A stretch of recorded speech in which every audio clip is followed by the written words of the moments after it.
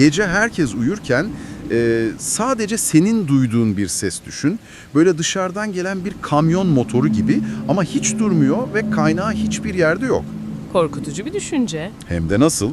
İşte bu bölümde seninle birlikte elimizdeki notlara ve makalelere dalarak tam da bu gizemin, yani dünya çapında dıham ya da uğultu olarak bilinen fenomenin peşine düşeceğiz.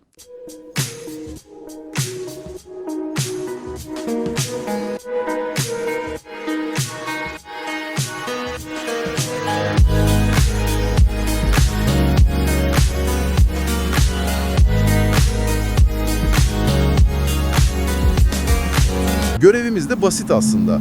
Bu ses ne, kimler duyuyor ve bilim bu konuda ne diyor, hepsini bir masaya yatıralım diyorum. Burada işin en ilginç yanı, bunun öyle kulaktan dolma bir şehir efsanesi falan olmaması. Kesinlikle değil. Elimizdeki kaynaklar, yani New Mexico'daki Taos'tan tut, İngiltere'deki Bristol'a, hatta Kanada'ya kadar dünyanın çok farklı yerlerinde resmi olarak araştırılmış, belgelenmiş vakalardan bahsediyoruz. Evet, raporlar var. Yani insanların hayatını gerçekten olumsuz etkileyen somut bir gizemden söz ediyoruz. Peki bu sesi kimler duyuyor? Notlarda nüfusun yaklaşık %2'si gibi bir orandan bahsediliyor. Bu çok ciddi bir rakam. Milyonlarca insan demek. Ve onlar için bu sadece hafif bir rahatsızlık da değil. Paylaştığın kaynaklarda uyku bozukluklarından, baş ağrılarından, anksiyeteden bahsediliyor. Hatta bazı insanlar delirdiklerini düşünmeye başlıyormuş. Bu korkunç olmalı. Düşünsene, sadece o sürekli gürültüyle değil, aynı zamanda etrafındaki kimsenin sana inanmamasıyla da mücadele ediyorsun. Kesinlikle. O psikolojik yükü muazzam. İnsanlar sırf bu yüzden evlerini taşıyor, işlerini bırakıyor.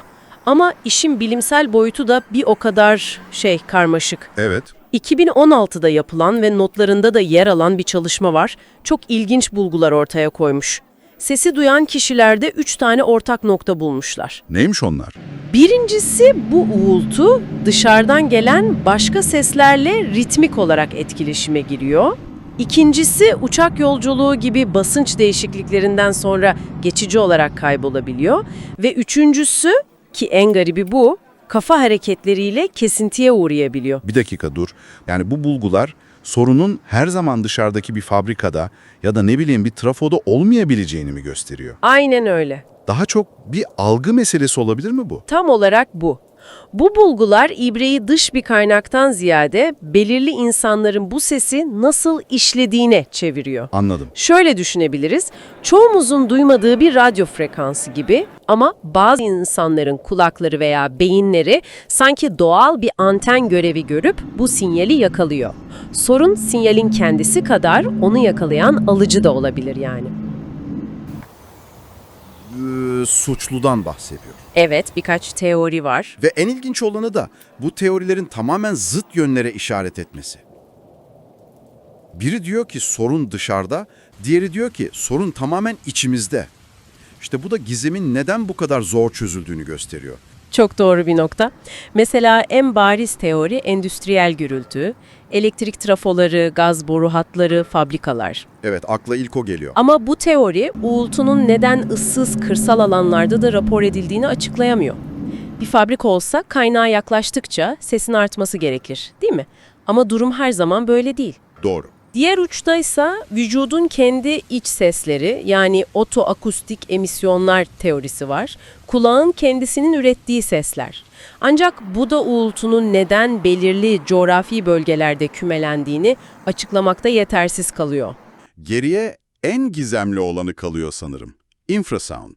Yani insan kulağının normal işitme aralığının altındaki çok düşük frekanslı sesler. Notlarda bunun okyanus dalgalarından, rüzgar türbinlerinden, hatta uzaktaki tektonik hareketlerden bile kaynaklanabileceği yazıyor. Belki de bazılarımız gezegenin kendi fısıltısını duyuyordur. Ne dersin? Bu en büyüleyici ama kanıtlaması en zor teori. Çünkü bu sesleri tespit edecek ekipmanlar hem çok hassas hem de çok pahalı. Ayrıca bir infrasond kaynağı bulsan bile bunun neden sadece nüfusun o küçük %2'lik kesimini etkilediğini açıklaman gerekiyor. Evet, yine aynı noktaya geliyoruz. İşte ta burada bilimsel ölçüm, öznel insan deneyiminin sınırlarına çarpıyor. Sorun sadece bu ses ne değil. Asıl soru, Neden sadece sen duyuyorsun? Yani özetle elimizde dünyanın farklı yerlerinde binlerce insanı etkileyen bilimsel olarak belgelenmiş ama kaynağı ve nedeni hala bir sır perdesinin arkasında olan bir uğultu var. Teorilerimiz var ama hiçbiri tam olarak tatmin edici değil. Ve bu durum seni düşünmen için son bir soruyla baş başa bırakıyor. Eğer bir ses bazıları için var olup diğerleri için tamamen yok olabiliyorsa, farkında bile olmadan gerçekliğimizin başka hangi katmanlarını filtreliyor veya farklı algılıyor olabiliriz? Vay. Sessizlik dediğimiz şeyin gerçek doğası aslında nedir?